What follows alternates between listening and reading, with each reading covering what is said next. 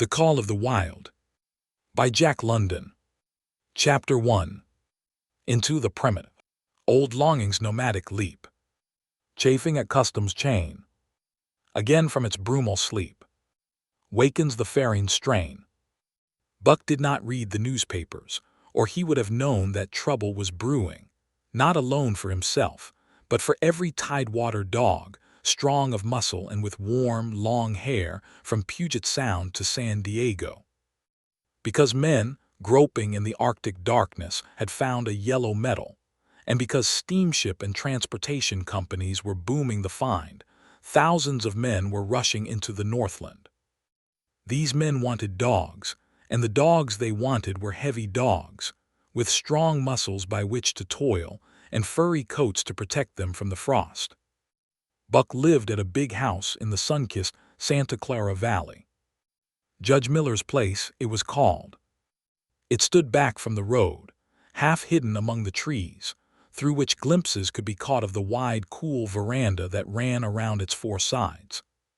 The house was approached by graveled driveways which wound about through wide-spreading lawns and under the interlacing boughs of tall poplars. At the rear things were on even a more spacious scale than at the front.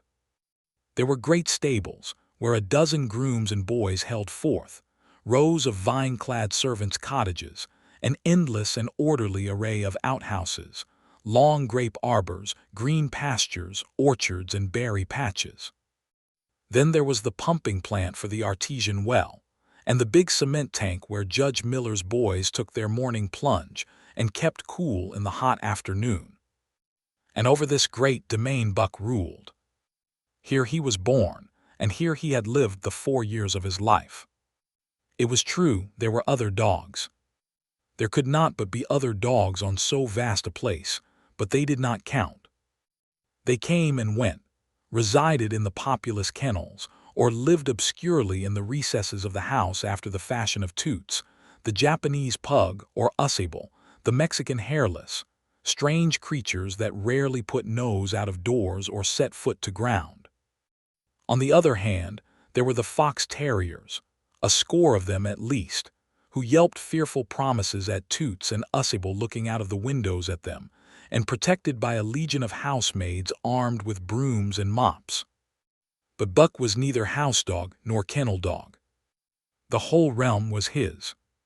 He plunged into the swimming tank or went hunting with the judge's sons. He escorted Molly and Alice, the judge's daughters, on long twilight or early morning rambles. On wintry nights he lay at the judge's feet before the roaring library fire. He carried the judge's grandsons on his back, or rolled them in the grass, and guarded their footsteps through wild adventures down to the fountain in the stable yard, and even beyond where the paddocks were, and the berry patches. Among the terriers he stalked imperiously, and Toots and Usable he utterly ignored, for he was king. King over all creeping, crawling, flying things of Judge Miller's Place, humans included. His father, Elmo, a huge St. Bernard, had been the judge's inseparable companion, and Buck bid fair to follow in the way of his father. He was not so large. He weighed only 140 pounds, for his mother Shep had been a Scotch shepherd dog. Nevertheless, 140 pounds, to which was added the dignity that comes of good living and universal respect, enabled him to carry himself in right royal fashion. During the 4 years since his puppyhood he had lived the life of a sated aristocrat. He had a fine pride in himself, was even a trifle egotistical, as country gentlemen sometimes become because of their insular situation. But he had saved himself by not becoming a mere pampered house dog.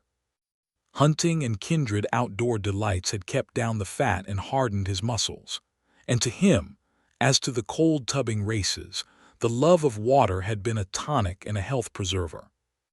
And this was the manner of dog Buck was in the fall of 1897, when the Klondike strike dragged men from all the world into the frozen north. But Buck did not read the newspapers, and he did not know that Manuel, one of the gardener's helpers, was an undesirable acquaintance. Manuel had one besetting sin. He loved to play Chinese lottery.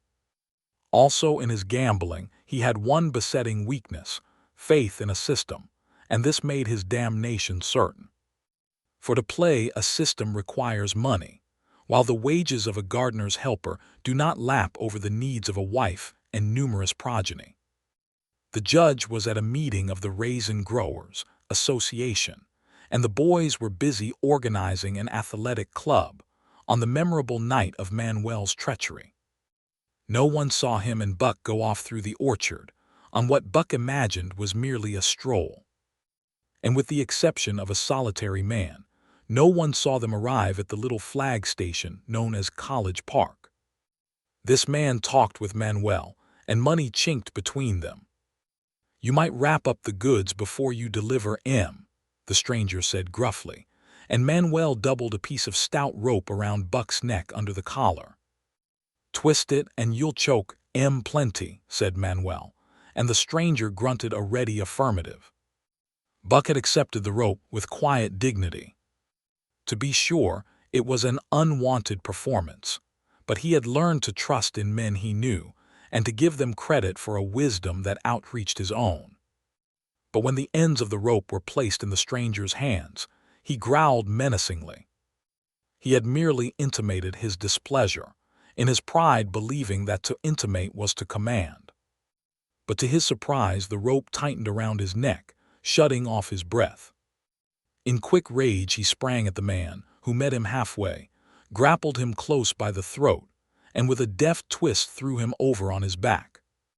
Then the rope tightened mercilessly, while Buck struggled in a fury, his tongue lolling out of his mouth and his great chest panting futilely. Never in all his life had he been so vilely treated, and never in all his life had he been so angry. But his strength ebbed, his eyes glazed, and he knew nothing when the train was flagged and the two men threw him into the baggage car.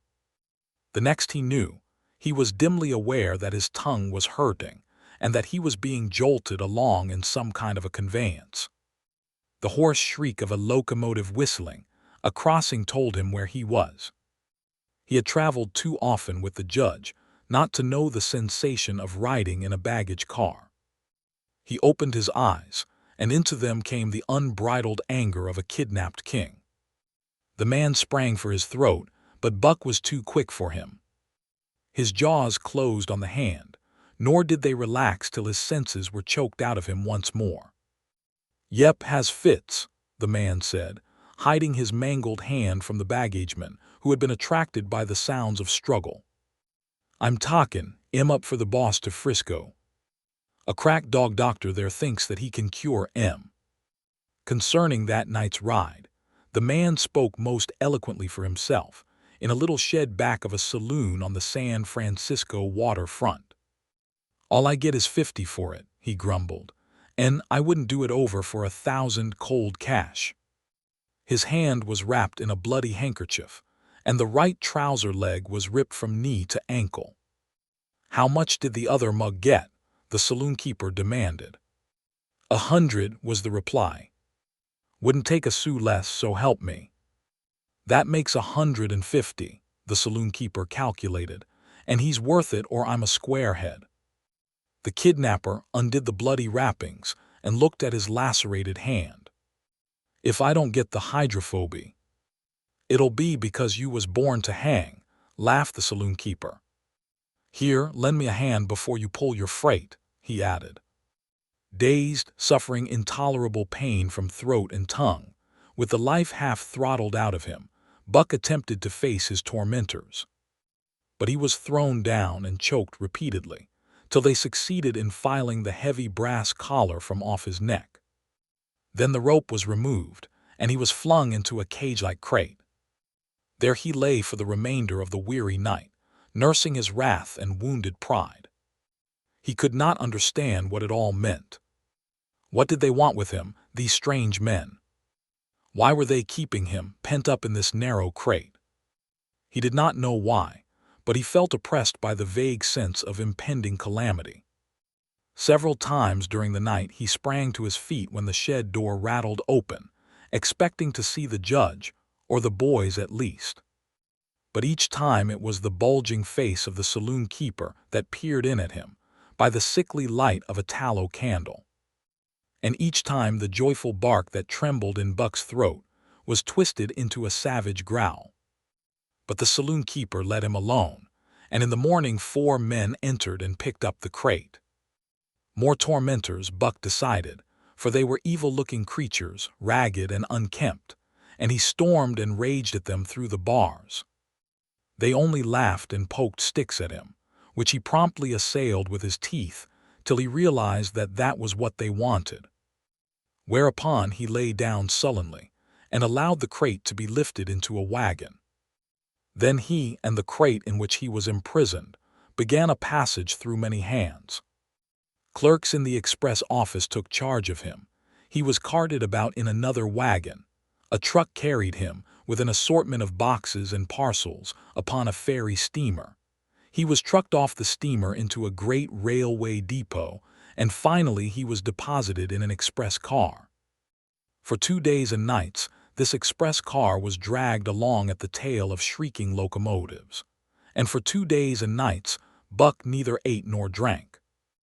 In his anger, he had met the first advances of the express messengers with growls, and they had retaliated by teasing him. When he flung himself against the bars, quivering and frothing, they laughed at him and taunted him. They growled and barked like detestable dogs, mewed, and flapped their arms and crowed. It was all very silly, he knew, but therefore the more outrage to his dignity, and his anger waxed and waxed. He did not mind the hunger so much, but the lack of water caused him severe suffering and fanned his wrath to fever pitch. For that matter, high-strung and finely sensitive, the ill treatment had flung him into a fever, which was fed by the inflammation of his parched and swollen throat and tongue. He was glad for one thing: the rope was off his neck. That had given them an unfair advantage, but now that it was off, he would show them. They would never get another rope around his neck. Upon that he was resolved. For 2 days and nights he neither ate nor drank, and during those 2 days and nights of torment, he accumulated a fund of wrath that boded ill for whoever first fell foul of him. His eyes turned bloodshot, and he was metamorphosed into a raging fiend. So changed was he that the judge himself would not have recognized him, and the express messengers breathed with relief when they bundled him off the train at Seattle. 4 men gingerly carried the crate from the wagon into a small, high-walled backyard. A stout man, with a red sweater that sagged generously at the neck, came out and signed the book for the driver. That was the man, Buck divined, the next tormentor, and he hurled himself savagely against the bars. The man smiled grimly and brought a hatchet and a club. "You ain't going to take him out now?" the driver asked. "Sure," the man replied, driving the hatchet into the crate for a pry. There was an instantaneous scattering of the 4 men who had carried it in, and from safe perches on top the wall they prepared to watch the performance. Buck rushed at the splintering wood, sinking his teeth into it, surging and wrestling with it. Wherever the hatchet fell on the outside, he was there on the inside, snarling and growling, as furiously anxious to get out as the man in the red sweater was calmly intent on getting him out. "Now, you red-eyed devil," he said, when he had made an opening sufficient for the passage of Buck's body. At the same time, he dropped the hatchet and shifted the club to his right hand. And Buck was truly a red-eyed devil, as he drew himself together for the spring, hair bristling, mouth foaming, a mad glitter in his bloodshot eyes. Straight at the man he launched his 140 pounds of fury, surcharged with the pent passion of 2 days and nights. In mid-air, just as his jaws were about to close on the man, he received a shock that checked his body and brought his teeth together with an agonizing clip. He whirled over, fetching the ground on his back and side. He had never been struck by a club in his life and did not understand. With a snarl that was part bark and more scream, he was again on his feet and launched into the air. And again the shock came, and he was brought crushingly to the ground. This time he was aware that it was the club, but his madness knew no caution. A dozen times he charged, and as often the club broke the charge and smashed him down. After a particularly fierce blow, he crawled to his feet, too dazed to rush. He staggered limply about, the blood flowing from nose and mouth and ears, his beautiful coat sprayed and flecked with bloody slaver. Then the man advanced and deliberately dealt him a frightful blow on the nose. All the pain he had endured was as nothing compared with the exquisite agony of this. With a roar that was almost lion-like in its ferocity, he again hurled himself at the man. But the man, shifting the club from right to left, coolly caught him by the under jaw, at the same time wrenching downward and backward. Buck described a complete circle in the air, and half of another, then crashed to the ground on his head and chest. For the last time he rushed. The man struck the shrewd blow he had purposely withheld for so long, and Buck crumpled up and went down, knocked utterly senseless. "He's no slouch at dog-breakin', that's what I say," one of the men on the wall cried enthusiastically. "Druther break cayuses any day, and twice on Sundays," was the reply of the driver, as he climbed on the wagon and started the horses. Buck's senses came back to him, but not his strength. He lay where he had fallen, and from there he watched the man in the red sweater. "Answers to the name of Buck," the man soliloquized, quoting from the saloon-keeper's letter which had announced the consignment of the crate and contents. "Well, Buck, my boy," he went on in a genial voice, "we've had our little ruction, and the best thing we can do is to let it go at that. You've learned your place, and I know mine. Be a good dog, and all'll go well, and the goose hang high. Be a bad dog, and I'll whale the stuffin' I'll tell you. Understand?" As he spoke, he fearlessly patted the head he had so mercilessly pounded, and though Buck's hair involuntarily bristled at touch of the hand, he endured it without protest. When the man brought him water, he drank eagerly, and later bolted a generous meal of raw meat, chunk by chunk, from the man's hand. He was beaten, he knew that, but he was not broken. He saw, once for all, that he stood no chance against a man with a club. He had learned the lesson, and in all his afterlife he never forgot it. That club was a revelation. It was his introduction to the reign of primitive law, and he met the introduction halfway. The facts of life took on a fiercer aspect, and while he faced that aspect uncowed, he faced it with all the latent cunning of his nature aroused. As the days went by, other dogs came, in crates and at the ends of ropes, some docilely and some raging and roaring as he had come, and one and all, he watched them pass under the dominion of the man in the red sweater. Again and again, as he looked at each brutal performance, the lesson was driven home to Buck. A man with a club was a lawgiver, a master to be obeyed, though not necessarily conciliated. Of this last Buck was never guilty, though he did see beaten dogs that fawned upon the man, and wagged their tails and licked his hand. Also he saw one dog, that would neither conciliate nor obey, finally killed in the struggle for mastery. Now and again men came, strangers, who talked excitedly, wheedlingly, and in all kinds of fashions to the man in the red sweater. And at such times that money passed between them, the strangers took one or more of the dogs away with them. Buck wondered where they went, for they never came back, but the fear of the future was strong upon him, and he was glad each time when he was not selected. Yet his time came, in the end, in the form of a little weazened man who spat broken English and many strange and uncouth exclamations, which Buck could not understand. "Sacridum," he cried when his eyes lit upon Buck. "Dat one damn bully dog." "Lay, how much?" 300, and a present at that, was the prompt reply of the man in the red sweater. "And seem it's government money. You ain't got no kick coming, eh, Perrault?" Perrault grinned. Considering that the price of dogs had been boomed skyward by the unwanted demand, it was not an unfair sum for so fine an animal. The Canadian government would be no loser, nor would its dispatches travel the slower. Perrault knew dogs, and when he looked at Buck he knew that he was 1 in 1,000. 1 in 10,000, he commented mentally. Buck saw money pass between them, and was not surprised when Curly, a good-natured Newfoundland, and he were led away by the little weazened man. That was the last he saw of the man in the red sweater, and as Curly and he looked at receding Seattle from the deck of the narwhal, it was the last he saw of the warm Southland. Curly and he were taken below by Perrault, and turned over to a black-faced giant called Francois.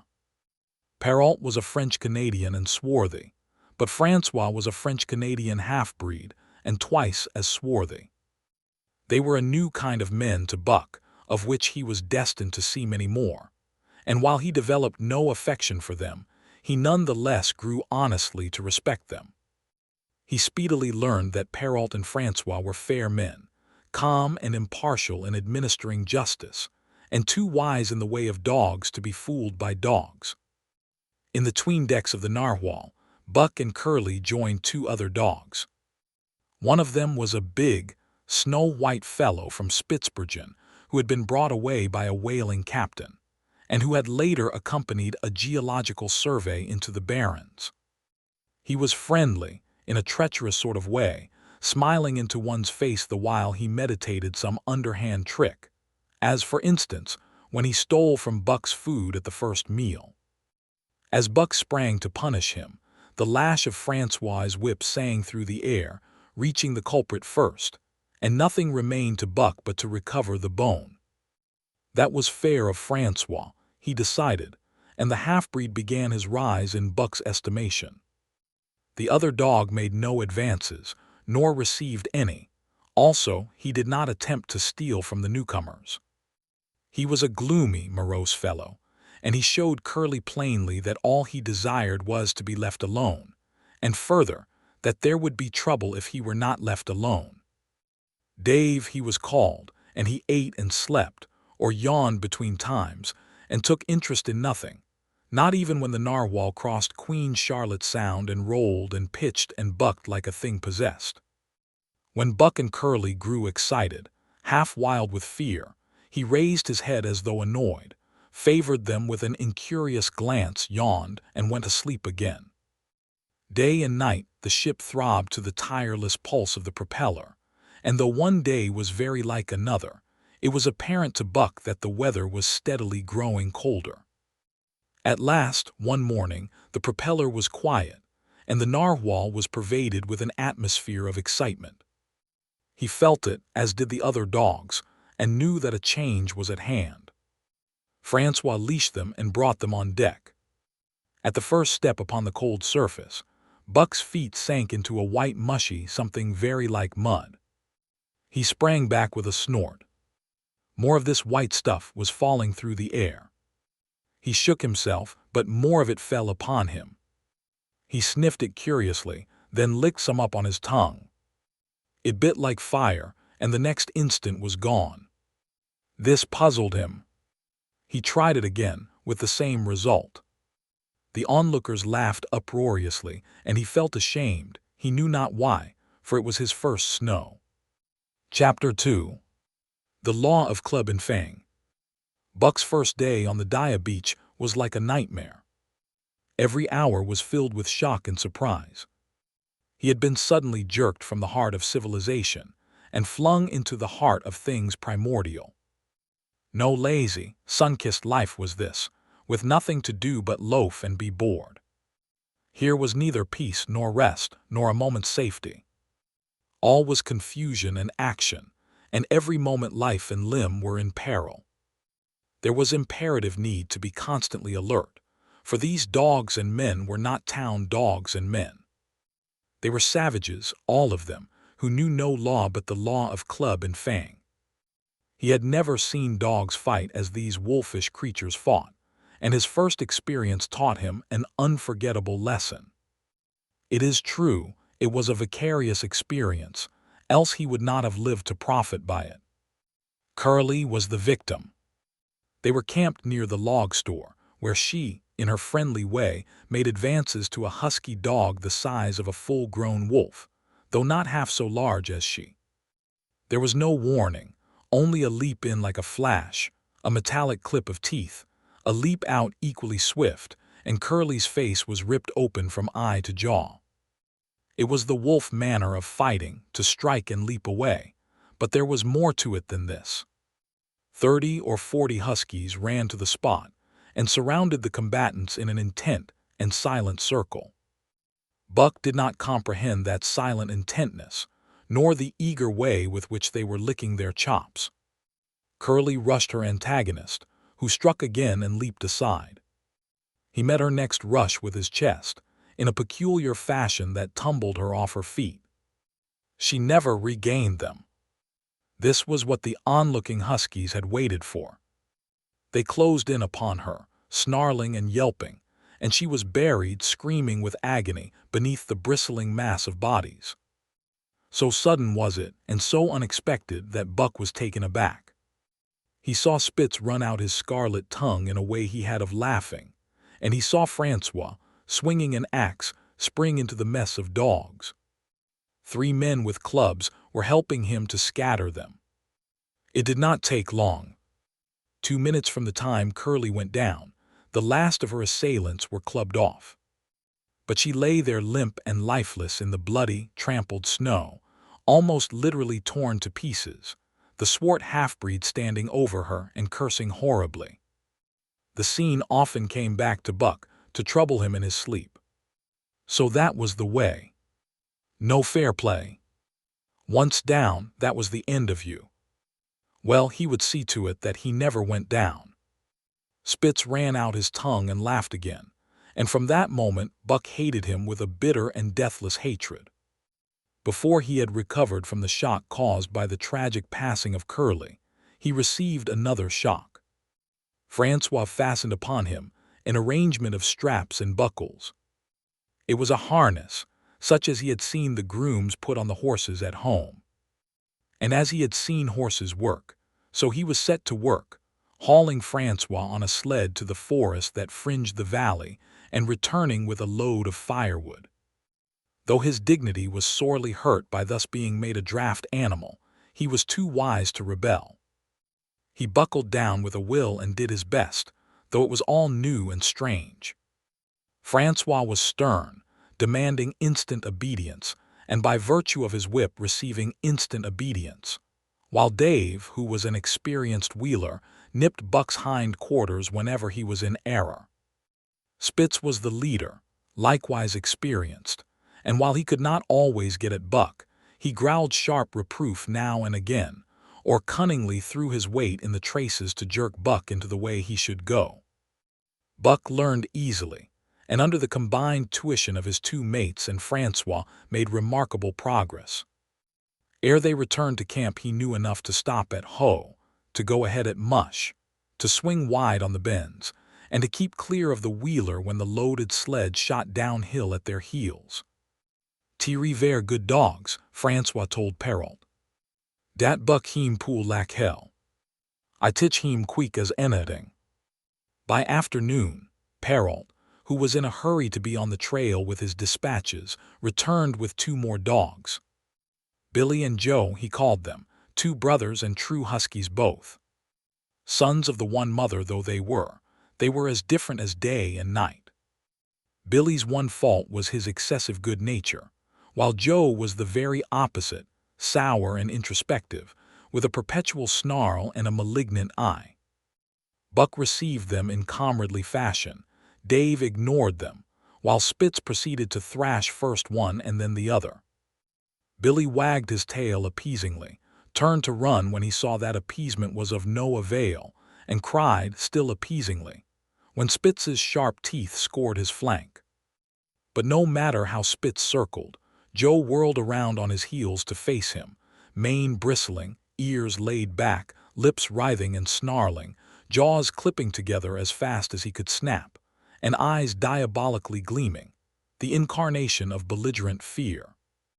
So terrible was his appearance that Spitz was forced to forgo disciplining him. But to cover his own discomfiture, he turned upon the inoffensive and wailing Billy and drove him to the confines of the camp. By evening, Perrault secured another dog, an old husky, long and lean and gaunt, with a battle-scarred face and a single eye which flashed a warning of prowess that commanded respect. He was called Saw Lex, which means the angry one. Like Dave, he asked nothing, gave nothing, expected nothing, and when he marched slowly and deliberately into their midst, even Spitz left him alone. He had one peculiarity, which Buck was unlucky enough to discover. He did not like to be approached on his blind side. Of this offense Buck was unwittingly guilty, and the first knowledge he had of his indiscretion was when Saw Lex whirled upon him and slashed his shoulder to the bone for 3 inches up and down. Forever after, Buck avoided his blind side, and to the last of their comradeship had no more trouble. His only apparent ambition, like Dave's, was to be left alone, though, as Buck was afterward to learn, each of them possessed one other and even more vital ambition. That night Buck faced the great problem of sleeping. The tent, illumined by a candle, glowed warmly in the midst of the white plain, and when he, as a matter of course, entered it, both Perrault and Francois bombarded him with curses and cooking utensils, till he recovered from his consternation and fled ignominiously into the outer cold. A chill wind was blowing that nipped him sharply and bit with a special venom into his wounded shoulder. He lay down on the snow and attempted to sleep, but the frost soon drove him shivering to his feet.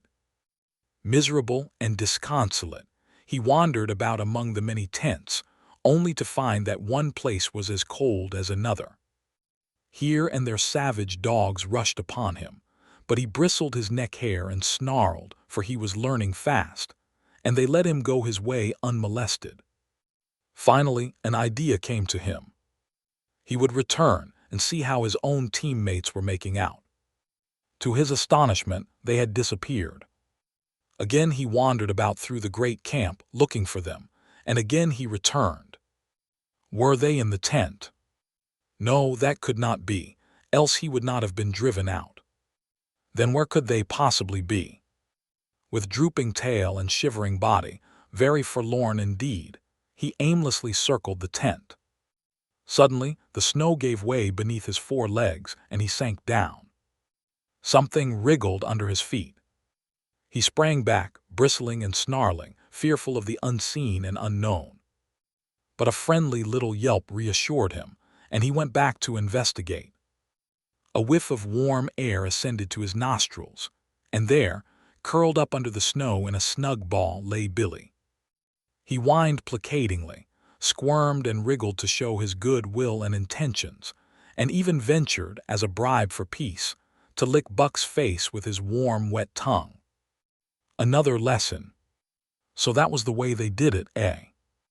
Buck confidently selected a spot, and with much fuss and waste effort proceeded to dig a hole for himself. In a trice, the heat from his body filled the confined space, and he was asleep. The day had been long and arduous, and he slept soundly and comfortably, though he growled and barked and wrestled with bad dreams. Nor did he open his eyes till roused by the noises of the waking camp. At first he did not know where he was. It had snowed during the night, and he was completely buried. The snow walls pressed him on every side, and a great surge of fear swept through him, the fear of the wild thing for the trap. It was a token that he was harking back through his own life to the lives of his forebears, for he was a civilized dog, an unduly civilized dog, and of his own experience knew no trap and so could not of himself fear it. The muscles of his whole body contracted spasmodically and instinctively, the hair on his neck and shoulders stood on end, and with a ferocious snarl he bounded straight up into the blinding day, the snow flying about him in a flashing cloud. Ere he landed on his feet, he saw the white camp spread out before him and knew where he was, and remembered all that had passed from the time he went for a stroll with Manuel to the hole he had dug for himself the night before. A shout from Francois hailed his appearance. "What I say," the dog driver cried to Perrault. "Dat Buck for sure learn quick as anything." Perrault nodded gravely. As courier for the Canadian government, bearing important dispatches, he was anxious to secure the best dogs, and he was particularly gladdened by the possession of Buck. 3 more huskies were added to the team inside an hour, making a total of 9, and before another quarter of an hour had passed, they were in harness and swinging up the trail toward the Dia Canyon. Buck was glad to be gone, and though the work was hard, he found he did not particularly despise it. He was surprised at the eagerness which animated the whole team and which was communicated to him, but still more surprising was the change wrought in Dave and Saw Lex. They were new dogs, utterly transformed by the harness. All passiveness and unconcern had dropped from them. They were alert and active, anxious that the work should go well, and fiercely irritable with whatever, by delay or confusion, retarded that work. The toil of the traces seemed the supreme expression of their being, and all that they lived for, and the only thing in which they took delight. Dave was wheeler or sled dog, pulling in front of him was Buck, then came Saw Lex. The rest of the team was strung out ahead, single file to the leader, which position was filled by Spitz. Buck had been purposely placed between Dave and Saw Lex, so that he might receive instruction.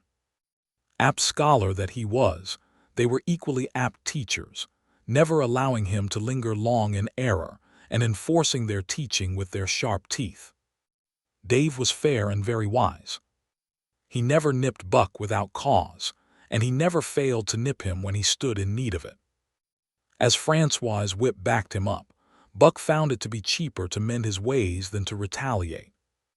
Once, during a brief halt, when he got tangled in the traces and delayed the start, both Dave and Saw Lex flew at him and administered a sound trouncing.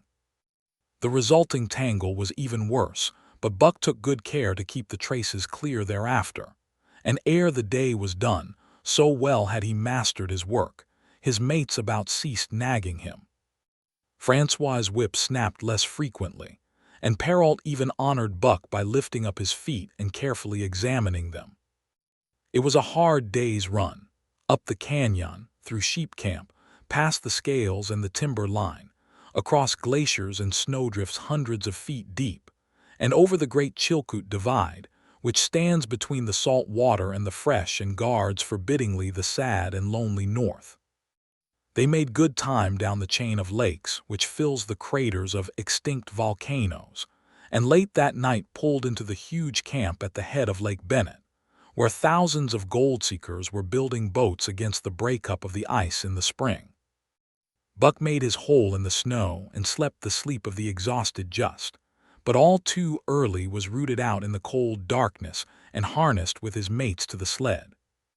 That day they made 40 miles, the trail being packed, but the next day, and for many days to follow, they broke their own trail, worked harder and made poorer time. As a rule, Perrault traveled ahead of the team, packing the snow with webbed shoes to make it easier for them. Francois, guiding the sled at the G-pole, sometimes exchanged places with him, but not often. Perrault was in a hurry, and he prided himself on his knowledge of ice, which knowledge was indispensable, for the fall ice was very thin, and where there was swift water, there was no ice at all. Day after day, for days unending, Buck toiled in the traces. Always they broke camp in the dark, and the first gray of dawn found them hitting the trail with fresh miles reeled off behind them. And always they pitched camp after dark, eating their bit of fish and crawling to sleep into the snow. Buck was ravenous. The pound and a half of sun-dried salmon, which was his ration for each day, seemed to go nowhere. He never had enough, and suffered from perpetual hunger pangs. Yet the other dogs, because they weighed less and were born to the life, received a pound only of the fish and managed to keep in good condition. He swiftly lost the fastidiousness which had characterized his old life. A dainty eater, he found that his mates, finishing first, robbed him of his unfinished ration. There was no defending it. While he was fighting off 2 or 3, it was disappearing down the throats of the others. To remedy this, he ate as fast as they, and so greatly did hunger compel him, he was not above taking what did not belong to him. He watched and learned. When he saw Pike, one of the new dogs, a clever malingerer and thief, slyly steal a slice of bacon when Perrault's back was turned, he duplicated the performance the following day, getting away with the whole chunk. A great uproar was raised, but he was unsuspected, while Dub, an awkward blunderer who was always getting caught, was punished for Buck's misdeed. This first theft marked Buck as fit to survive in the hostile Northland environment.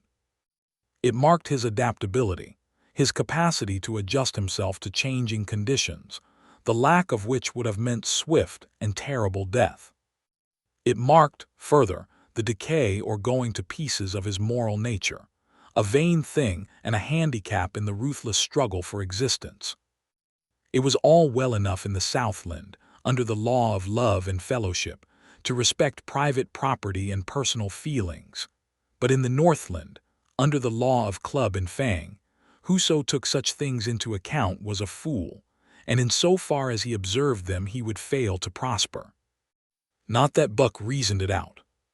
He was fit, that was all, and unconsciously he accommodated himself to the new mode of life. All his days, no matter what the odds, he had never run from a fight. But the club of the man in the red sweater had beaten into him a more fundamental and primitive code. Civilized, he could have died for a moral consideration, say the defense of Judge Miller's riding whip. But the completeness of his decivilization was now evidenced by his ability to flee from the defense of a moral consideration, and so save his hide. He did not steal for joy of it, but because of the clamor of his stomach. He did not rob openly, but stole secretly and cunningly, out of respect for Club and Fang. In short, the things he did were done because it was easier to do them than not to do them. His development or retrogression was rapid. His muscles became hard as iron, and he grew callous to all ordinary pain. He achieved an internal as well as external economy. He could eat anything, no matter how loathsome or indigestible, and once eaten, the juices of his stomach extracted the last least particle of nutriment, and his blood carried it to the farthest reaches of his body, building it into the toughest and stoutest of tissues.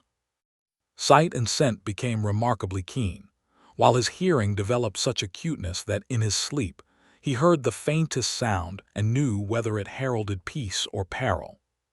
He learned to bite the ice out with his teeth when it collected between his toes, and when he was thirsty and there was a thick scum of ice over the water hole, he would break it by rearing and striking it with stiff fore legs.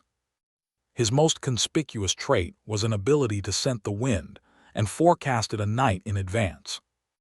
No matter how breathless the air when he dug his nest by tree or bank, the wind that later blew inevitably found him to leeward, sheltered and snug. And not only did he learn by experience, but instincts long dead became alive again. The domesticated generations fell from him. In vague ways, he remembered back to the youth of the breed, to the time the wild dogs ranged in packs through the primeval forest and killed their meat as they ran it down. It was no task for him to learn to fight with cut and slash and the quick wolf snap.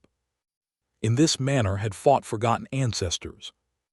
They quickened the old life within him, and the old tricks which they had stamped into the heredity of the breed were his tricks.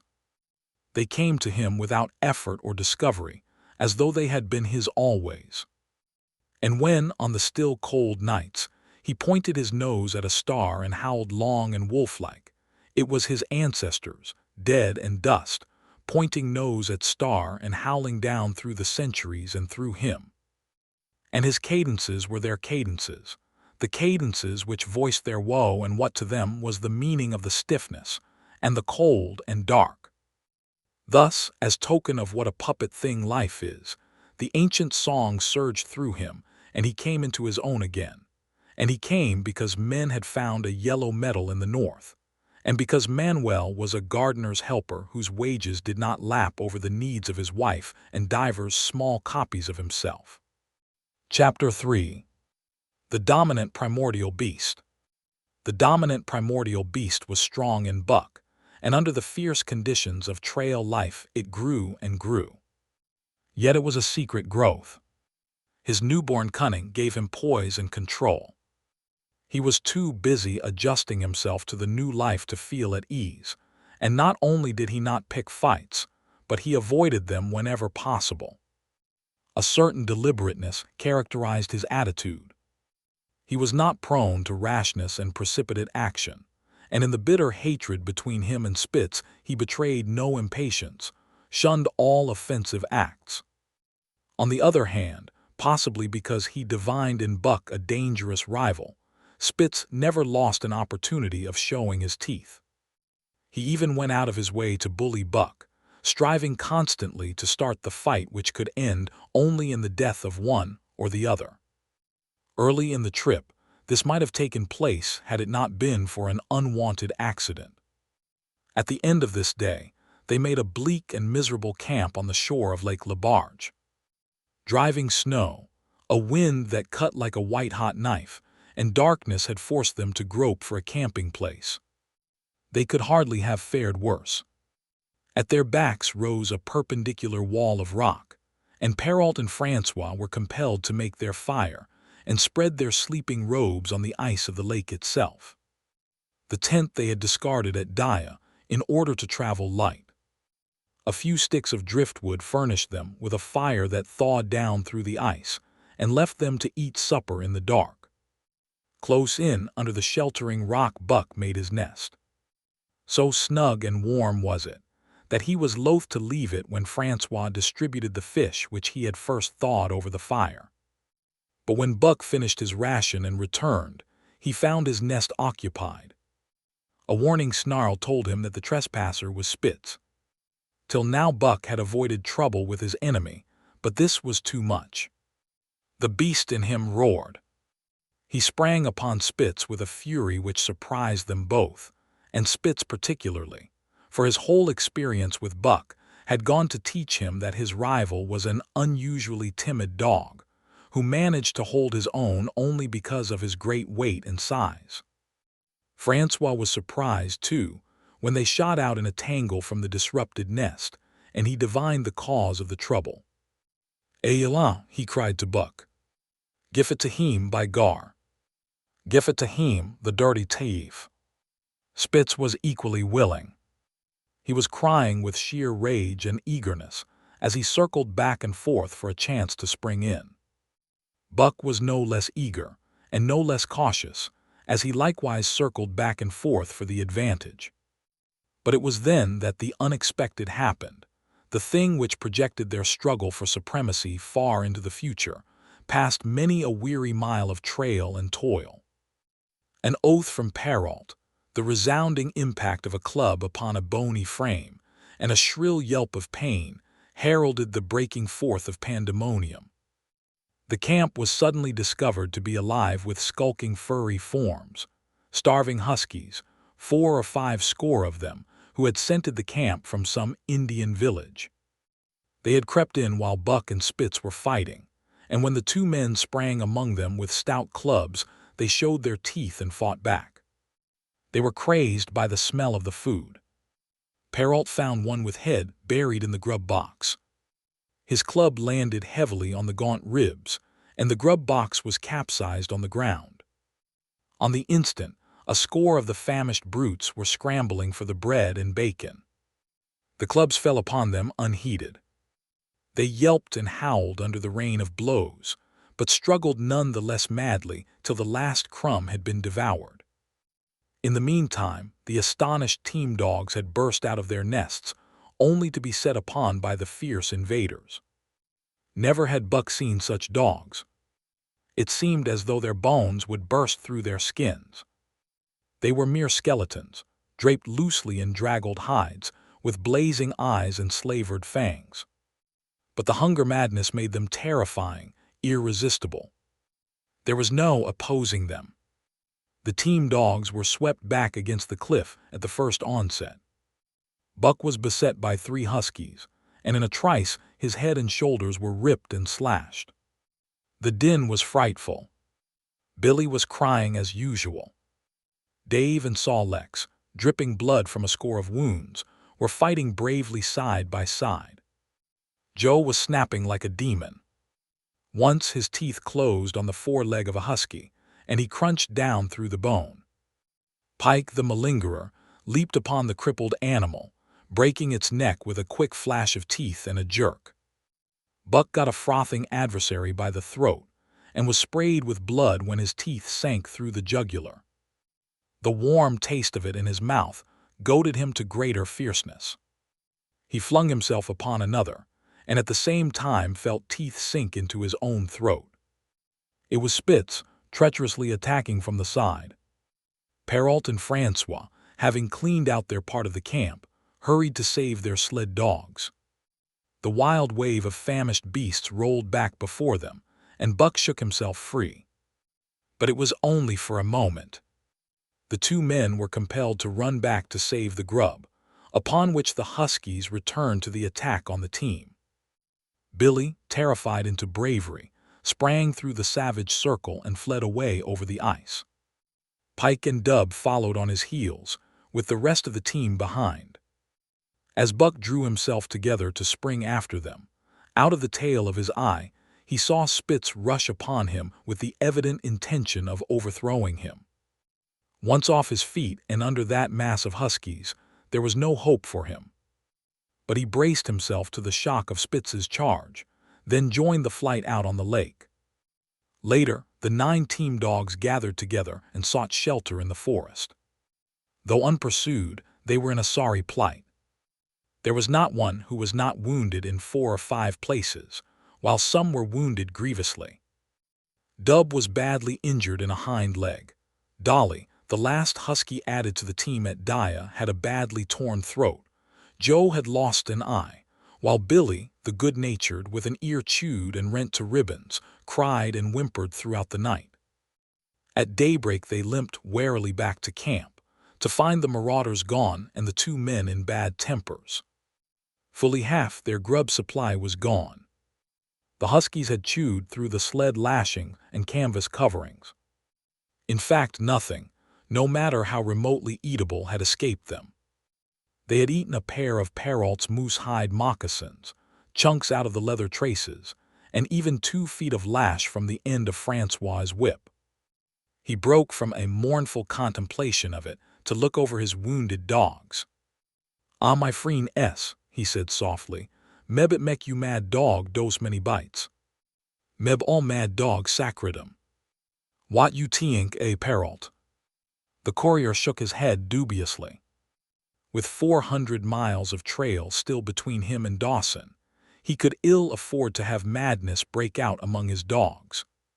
2 hours of cursing and exertion got the harnesses into shape, and the wound-stiffened team was under way, struggling painfully over the hardest part of the trail they had yet encountered, and for that matter, the hardest between them and Dawson. The 30-mile river was wide open. Its wild water defied the frost, and it was in the eddies only and in the quiet places that the ice held it all. 6 days of exhausting toil were required to cover those 30 terrible miles. And terrible they were, for every foot of them was accomplished at the risk of life to dog and man. A dozen times Perrault, nosing the way, broke through the ice bridges, being saved by the long pole he carried, which he so held that it fell each time across the hole made by his body. But a cold snap was on, the thermometer registering 50 below zero, and each time he broke through, he was compelled for very life to build a fire and dry his garments. Nothing daunted him. It was because nothing daunted him that he had been chosen for government courier. He took all manner of risks, resolutely thrusting his little weazened face into the frost and struggling on from dim dawn to dark. He skirted the frowning shores on rim ice that bent and crackled underfoot, and upon which they dared not halt. Once the sled broke through, with Dave and Buck, and they were half frozen and all but drowned by the time they were dragged out. The usual fire was necessary to save them. They were coated solidly with ice, and the two men kept them on the run around the fire, sweating and thawing, so close that they were singed by the flames. At another time Spitz went through, dragging the whole team after him up to Buck, who strained backward with all his strength, his four paws on the slippery edge and the ice quivering and snapping all around. But behind him was Dave, likewise straining backward, and behind the sled was Francois, pulling till his tendons cracked.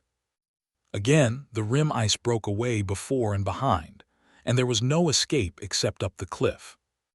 Perrault scaled it by a miracle, while Francois prayed for just that miracle, and with every thong and sled lashing and the last bit of harness rove into a long rope, the dogs were hoisted, one by one, to the cliff crest. Francois came up last, after the sled and load. Then came the search for a place to descend, which descent was ultimately made by the aid of the rope, and night found them back on the river with 1/4 of a mile to the day's credit. By the time they made the Hootalinque were in good ice, Buck was played out. The rest of the dogs were in like condition, but Perrault, to make up lost time, pushed them late and early. The first day they covered 35 miles to the Big Salmon, the next day 35 more to the Little Salmon, the third day 40 miles, which brought them well up toward the Five Fingers. Buck's feet were not so compact and hard as the feet of the huskies. His had softened during the many generations, since the day his last wild ancestor was tamed by a cave dweller or river man. All day long he limped in agony, and camp once made, lay down like a dead dog. Hungry as he was, he would not move to receive his ration of fish, which Francois had to bring to him. Also, the dog driver rubbed Buck's feet for half an hour each night after supper, and sacrificed the tops of his own moccasins to make 4 moccasins for Buck. This was a great relief, and Buck caused even the weazened face of Perrault to twist itself into a grin one morning, when Francois forgot the moccasins and Buck lay on his back, his 4 feet waving appealingly in the air, and refused to budge without them. Later his feet grew hard to the trail, and the worn-out footgear was thrown away. At the Pelly one morning as they were harnessing up, Dolly, who had never been conspicuous for anything, went suddenly mad. She announced her condition by a long, heartbreaking wolf howl that sent every dog bristling with fear, then sprang straight for Buck. He had never seen a dog go mad, nor did he have any reason to fear madness, yet he knew that here was horror and fled away from it in a panic. Straight away he raced, with Dolly, panting and frothing, one leap behind. Nor could she gain on him, so great was his terror, nor could he leave her, so great was her madness. He plunged through the wooded breast of the island, flew down to the lower end, crossed a back channel filled with rough ice to another island, gained a third island, curved back to the main river, and in desperation started to cross it. And all the time, though he did not look, he could hear her snarling just one leap behind.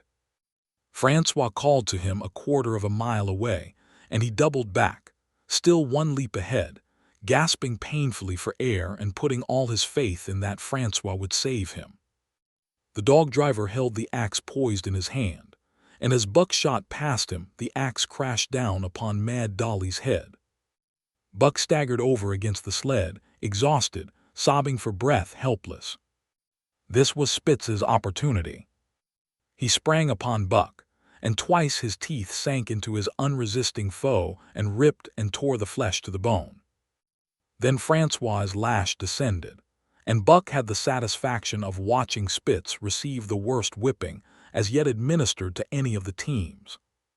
"One devil dat Spitz," remarked Perrault. "Some damn day him kill dat Buck." "Dat Buck 2 devils," was Francois's rejoinder. "All de tam I watch dat Buck I know for sure. Listen, some damn fine day him get mad like hell and den him chew dat Spitz all up and spit him out on de snow." "Sure. I know." From then on it was war between them. Spitz, as lead dog and acknowledged master of the team, felt his supremacy threatened by this strange Southland dog. And strange Buck was to him, for of the many Southland dogs he had known, not one had shown up worthily in camp and on trail. They were all too soft, dying under the toil, the frost, and starvation. Buck was the exception. He alone endured and prospered, matching the husky in strength, savagery, and cunning. Then he was a masterful dog, and what made him dangerous was the fact that the club of the man in the red sweater had knocked all blind pluck and rashness out of his desire for mastery. He was preeminently cunning, and could bide his time with a patience that was nothing less than primitive. It was inevitable that the clash for leadership should come. Buck wanted it. He wanted it because it was his nature, because he had been gripped tight by that nameless, incomprehensible pride of the trail and trace, that pride which holds dogs in the toil to the last gasp, which lures them to die joyfully in the harness, and breaks their hearts if they are cut out of the harness.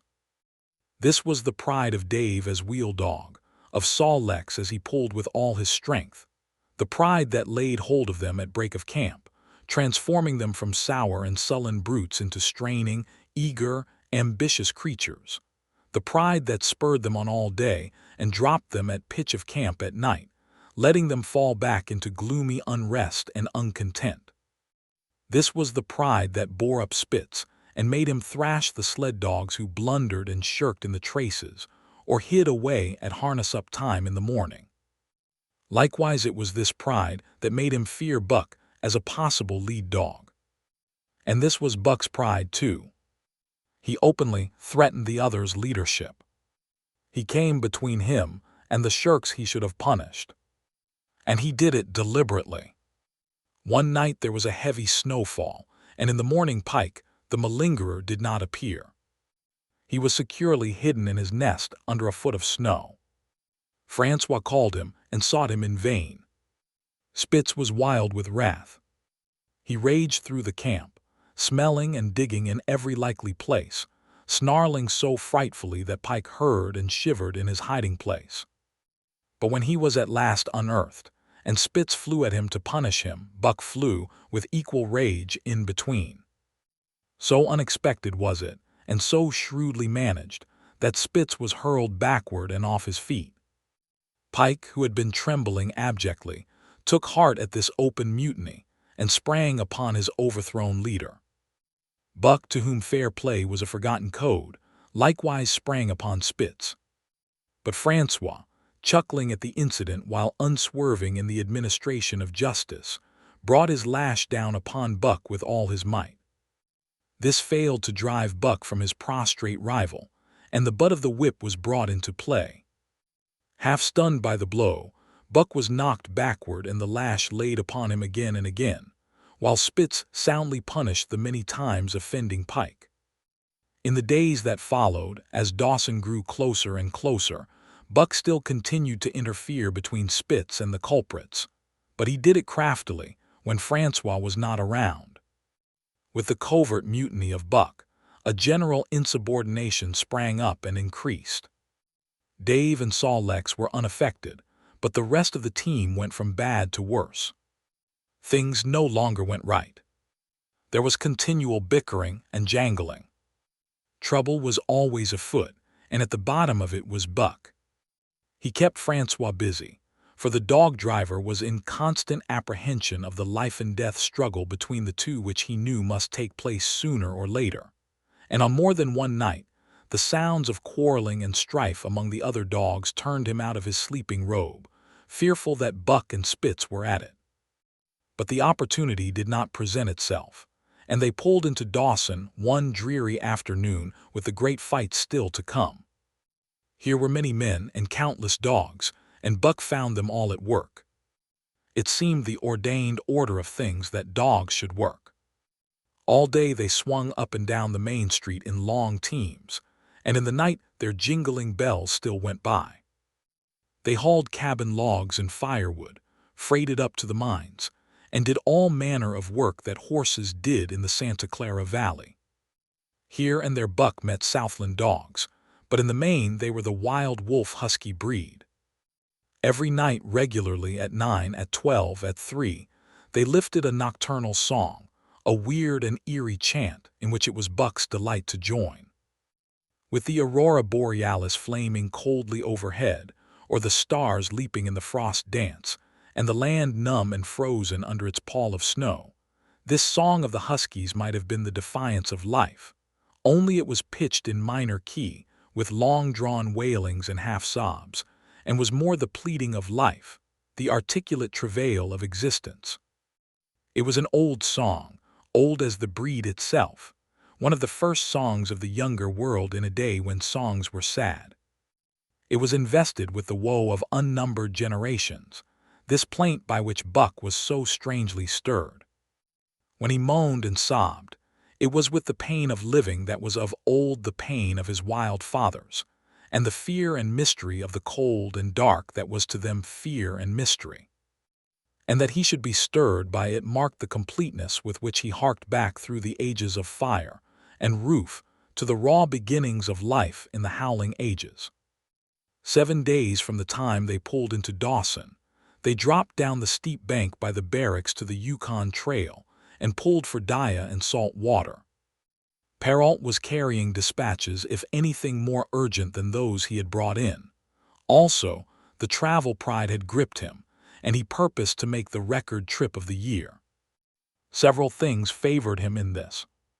The week's rest had recuperated the dogs and put them in thorough trim. The trail they had broken into the country was packed hard by later journeyers. And further, the police had arranged in 2 or 3 places deposits of grub for dog and man, and he was traveling light. They made 60 Mile, which is a 50-mile run, on the first day, and the second day saw them booming up the Yukon well on their way to Pelly. But such splendid running was achieved, not without great trouble and vexation on the part of Francois. The insidious revolt led by Buck had destroyed the solidarity of the team. It no longer was, as one dog leaping in the traces. The encouragement Buck gave the rebels led them into all kinds of petty misdemeanors. No more was Spitz a leader greatly to be feared. The old awe departed, and they grew equal to challenging his authority. Pike robbed him of half a fish one night, and gulped it down under the protection of Buck. Another night Dub and Joe fought Spitz, and made him forgo the punishment they deserved. And even Billy, the good-natured, was less good-natured, and why not half so placatingly as in former days? Buck never came near Spitz without snarling and bristling menacingly. In fact, his conduct approached that of a bully, and he was given to swaggering up and down before Spitz's very nose. The breaking down of discipline likewise affected the dogs in their relations with one another. They quarreled and bickered more than ever among themselves, till at times the camp was a howling bedlam. Dave and Saw Lex alone were unaltered, though they were made irritable by the unending squabbling. Francois swore strange barbarous oaths, and stamped the snow in futile rage, and tore his hair. His lash was always singing among the dogs, but it was of small avail. Directly his back was turned, they were at it again. He backed up Spitz with his whip, while Buck backed up the remainder of the team. Francois knew he was behind all the trouble, and Buck knew he knew, but Buck was too clever ever again to be caught red-handed. He worked faithfully in the harness, for the toil had become a delight to him, yet it was a greater delight slyly to precipitate a fight amongst his mates and tangle the traces. At the mouth of the Tahkeena one night after supper, Dub turned up a snowshoe rabbit, blundered it and missed. In a second the whole team was in full cry. 100 yards away was a camp of the Northwest Police, with 50 dogs, huskies all, who joined the chase. The rabbit sped down the river, turned off into a small creek, up the frozen bed of which it held steadily. It ran lightly on the surface of the snow, while the dogs plowed through by main strength. Buck led the pack, 60 strong around bend after bend, but he could not gain. He lay down low to the race, whining eagerly, his splendid body flashing forward, leap by leap in the wan white moonlight. And leap by leap, like some pale frost wraith, the snowshoe rabbit flashed on ahead. All that stirring of old instincts which at stated periods drives men out from the sounding cities to forest and plain to kill things by chemically propelled leaden pellets, the blood lust, the joy to kill, all this was Buck's, only it was infinitely more intimate. He was ranging at the head of the pack, running the wild thing down, the living meat, to kill with his own teeth and wash his muzzle to the eyes in warm blood. There is an ecstasy that marks the summit of life, and beyond which life cannot rise. And such is the paradox of living. This ecstasy comes when one is most alive, and it comes as a complete forgetfulness that one is alive. This ecstasy, this forgetfulness of living, comes to the artist, caught up and out of himself in a sheet of flame. It comes to the soldier, war-mad on a stricken field and refusing quarter. And it came to Buck, leading the pack, sounding the old wolf cry, straining after the food that was alive and that fled swiftly before him through the moonlight. He was sounding the deeps of his nature, and of the parts of his nature that were deeper than he, going back into the womb of time. He was mastered by the sheer surging of life, the tidal wave of being, the perfect joy of each separate muscle, joint, and sinew in that it was everything that was not death, that it was aglow and rampant, expressing itself in movement, flying exultantly under the stars and over the face of dead matter that did not move. But Spitz, cold and calculating even in his supreme moods, left the pack and cut across a narrow neck of land where the creek made a long bend around. Buck did not know of this, and as he rounded the bend, the frost wraith of a rabbit still flitting before him, he saw another and larger frost wraith leap from the overhanging bank into the immediate path of the rabbit. It was Spitz. The rabbit could not turn, and as the white teeth broke its back in mid-air, it shrieked as loudly as a stricken man may shriek. At sound of this, the cry of life plunging down from life's apex in the grip of death, the full pack at Buck's heels raised a hell's chorus of delight. Buck did not cry out. He did not check himself but drove in upon Spitz, shoulder to shoulder, so hard that he missed the throat. They rolled over and over in the powdery snow. Spitz gained his feet almost as though he had not been overthrown, slashing Buck down the shoulder and leaping clear. Twice his teeth clipped together, like the steel jaws of a trap, as he backed away for better footing, with lean and lifting lips that writhed and snarled. In a flash Buck knew it. The time had come. It was to the death. As they circled about, snarling, ears laid back, keenly watchful for the advantage, the scene came to Buck with a sense of familiarity. He seemed to remember it all, the white woods and earth and moonlight and the thrill of battle. Over the whiteness and silence brooded a ghostly calm.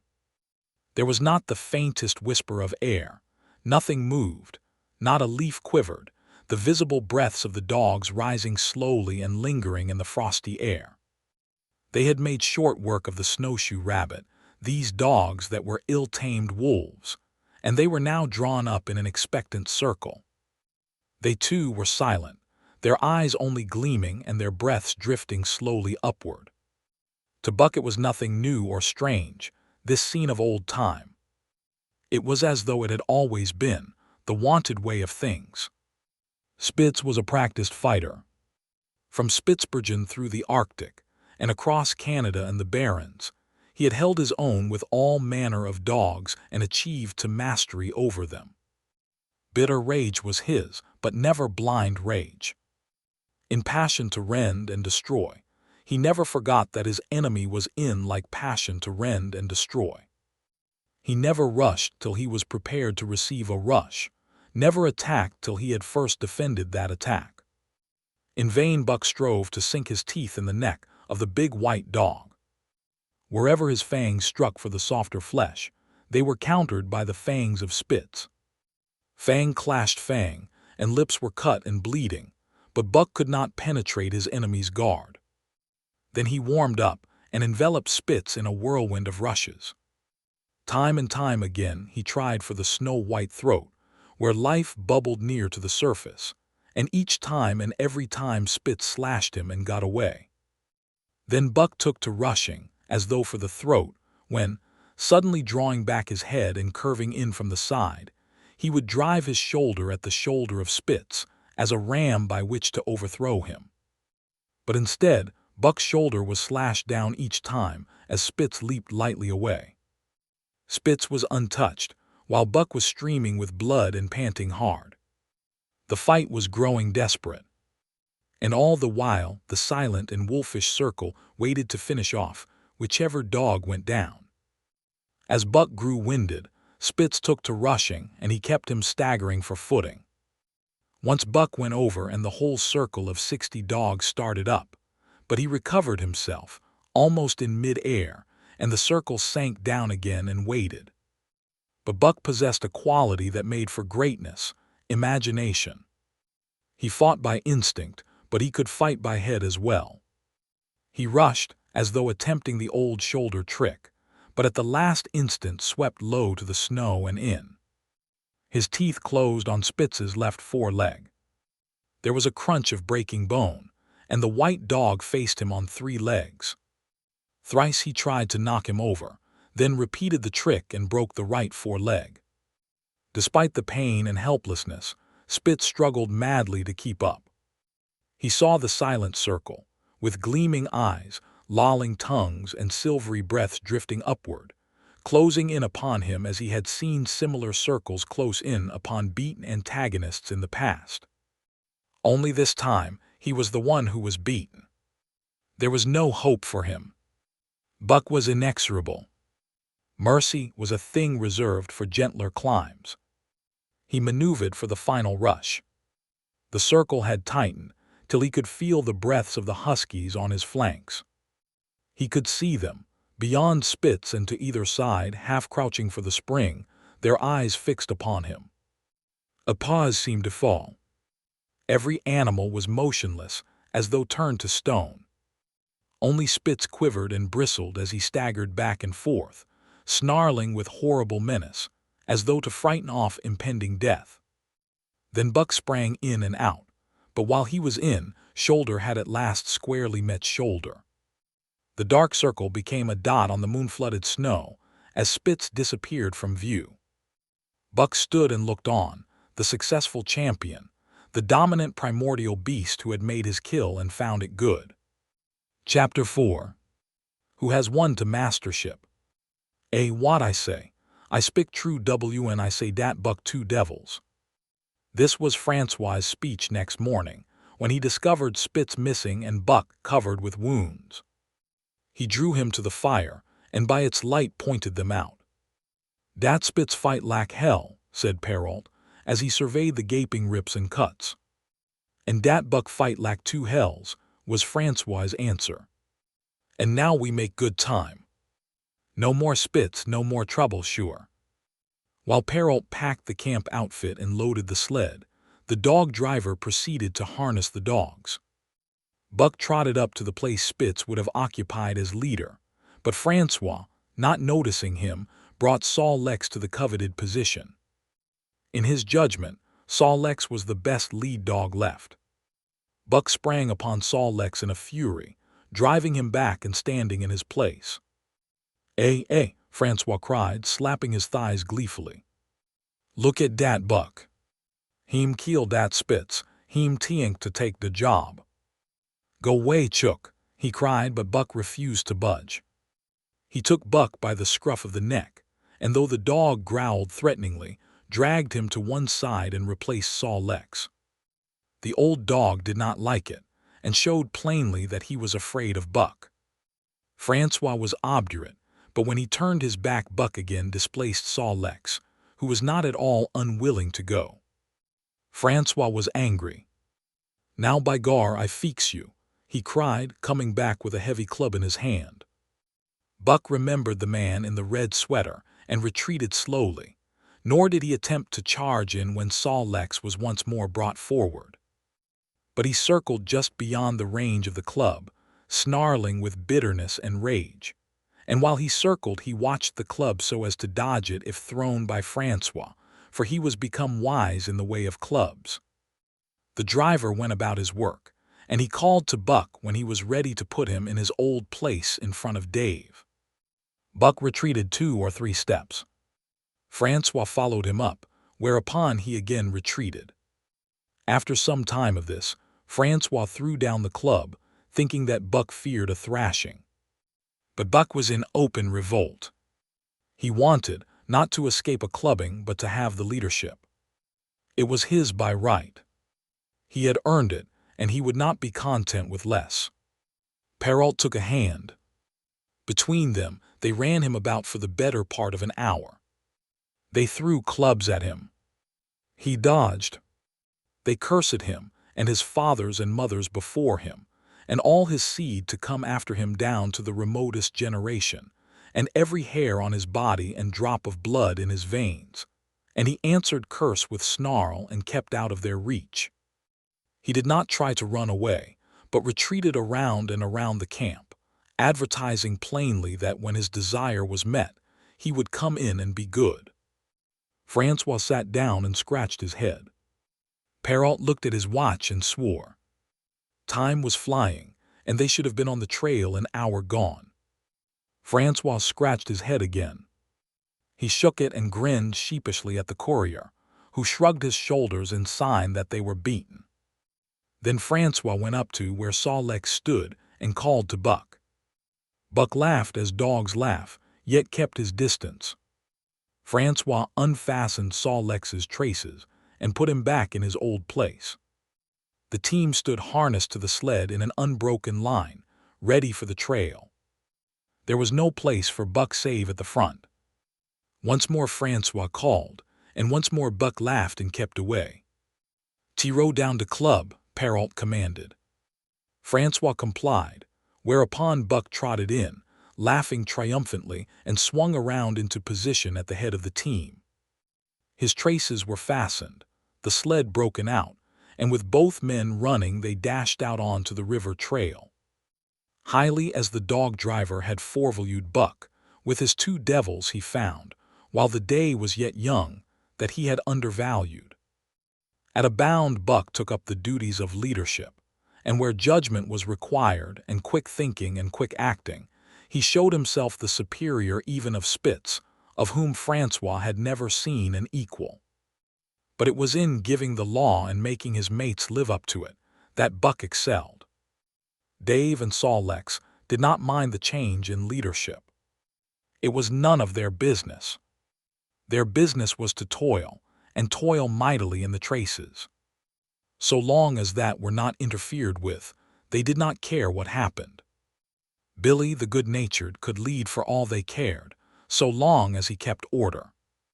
The rest of the team, however, had grown unruly during the last days of Spitz, and their surprise was great now that Buck proceeded to lick them into shape. Pike, who pulled at Buck's heels, and who never put an ounce more of his weight against the breastband than he was compelled to do, was swiftly and repeatedly shaken for loafing, and ere the first day was done, he was pulling more than ever before in his life. The first night in camp, Joe, the sour one, was punished roundly, a thing that Spitz had never succeeded in doing. Buck simply smothered him by virtue of superior weight, and cut him up till he ceased snapping and began to whine for mercy. The general tone of the team picked up immediately. It recovered its old-time solidarity, and once more the dogs leaped as one dog in the traces. At the Rink Rapids 2 native huskies, Teek and Kuna, were added, and the celerity with which Buck broke them in took away Francois's breath. "Never such a dog as dat Buck," he cried. "No, never. Heem worth $1,000 by gar."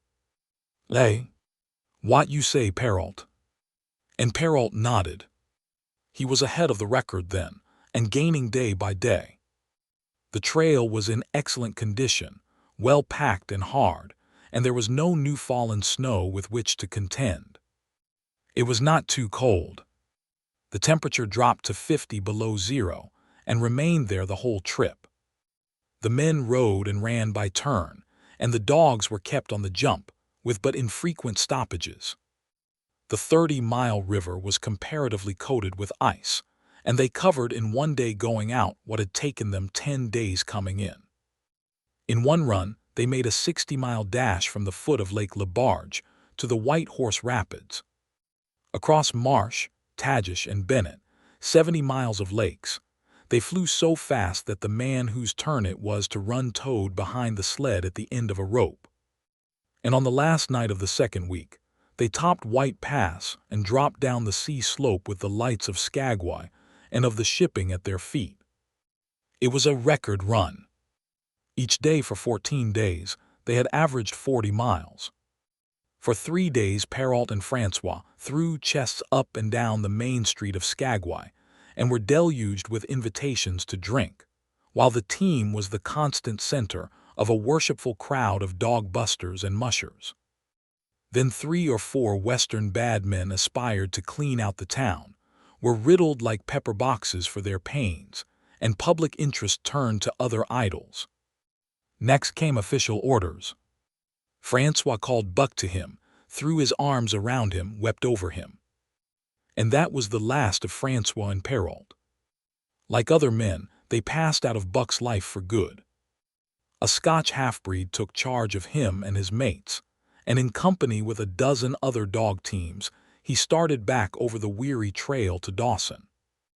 It was no light running now, nor record time, but heavy toil each day, with a heavy load behind. For this was the mail train, carrying word from the world to the men who sought gold under the shadow of the pole. Buck did not like it, but he bore up well to the work, taking pride in it after the manner of Dave and Saul Lex, and seeing that his mates, whether they prided in it or not, did their fair share. It was a monotonous life, operating with machine-like regularity. One day was very like another. At a certain time each morning the cooks turned out, fires were built, and breakfast was eaten. Then, while some broke camp, others harnessed the dogs, and they were under way an hour or so before the darkness fell which gave warning of dawn. At night camp was made. Some pitched the flies, others cut firewood and pine boughs for the beds, and still others carried water or ice for the cooks. Also the dogs were fed. To them this was the one feature of the day, though it was good to loaf around, after the fish was eaten, for an hour or so with the other dogs, of which there were 50 and odd. There were fierce fighters among them, but 3 battles with the fiercest brought Buck to mastery, so that when he bristled and showed his teeth they got out of his way. Best of all, perhaps, he loved to lie near the fire, hind legs crouched under him, 4 legs stretched out in front, head raised, and eyes blinking dreamily at the flames. Sometimes he thought of Judge Miller's big house in the sun-kissed Santa Clara Valley, and of the cement swimming tank and Usable, the Mexican Hairless and Toots, the Japanese pug. But oftener he remembered the man in the red sweater, the death of Curly, the great fight with Spitz, and the good things he had eaten or would like to eat.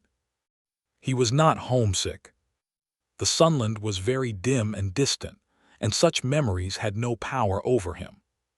Far more potent were the memories of his heredity that gave things he had never seen before a seeming familiarity, the instincts, which were but the memories of his ancestors become habits, which had lapsed in later days, and still later in him, quickened and become alive again.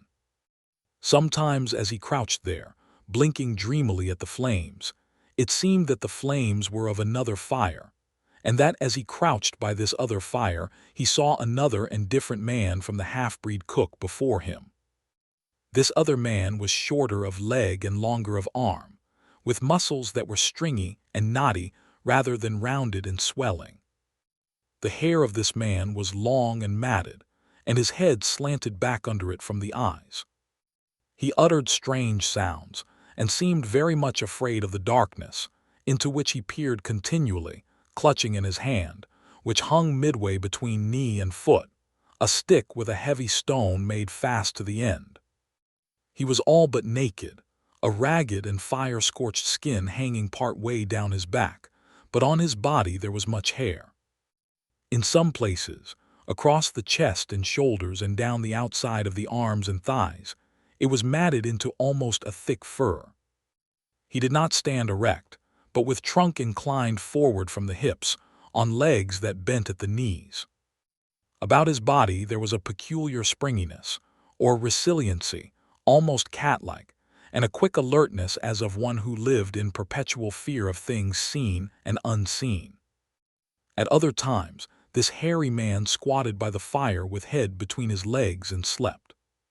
On such occasions his elbows were on his knees, his hands clasped above his head as though to shed rain by the hairy arms. And beyond that fire in the circling darkness, Buck could see many gleaming coals, 2 by 2, always 2 by 2, which he knew to be the eyes of great beasts of prey. And he could hear the crashing of their bodies through the undergrowth, and the noises they made in the night.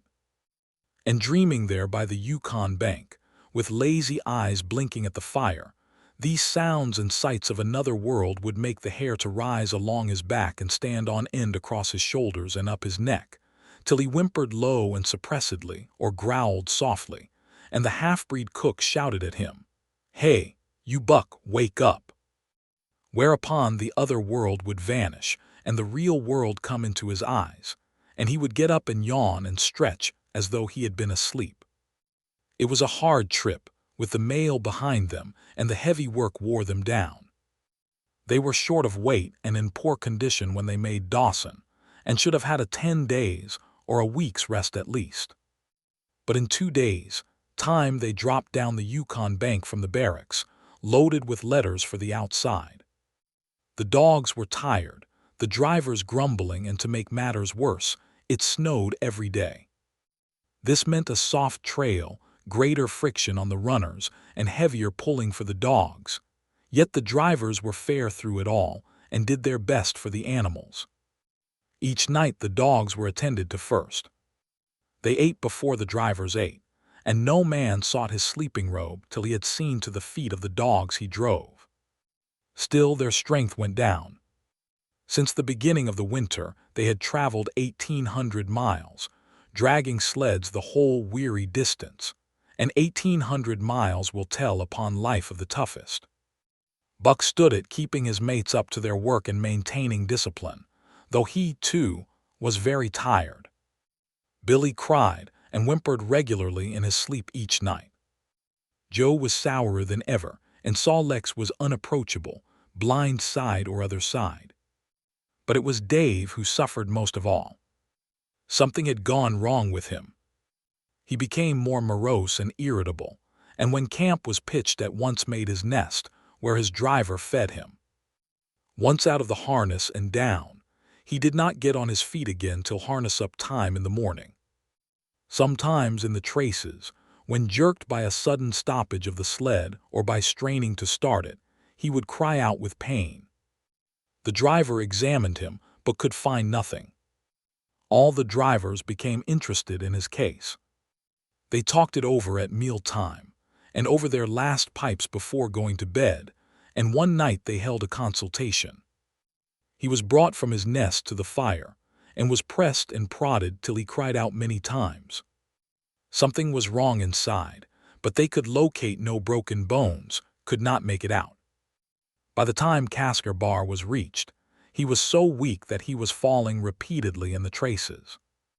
The Scotch half-breed called a halt and took him out of the team, making the next dog, Sol Lex, fast to the sled. His intention was to rest Dave, letting him run free behind the sled. Sick as he was, Dave resented being taken out, grunting and growling while the traces were unfastened, and whimpering broken-heartedly when he saw Sol Lex in the position he had held and served so long.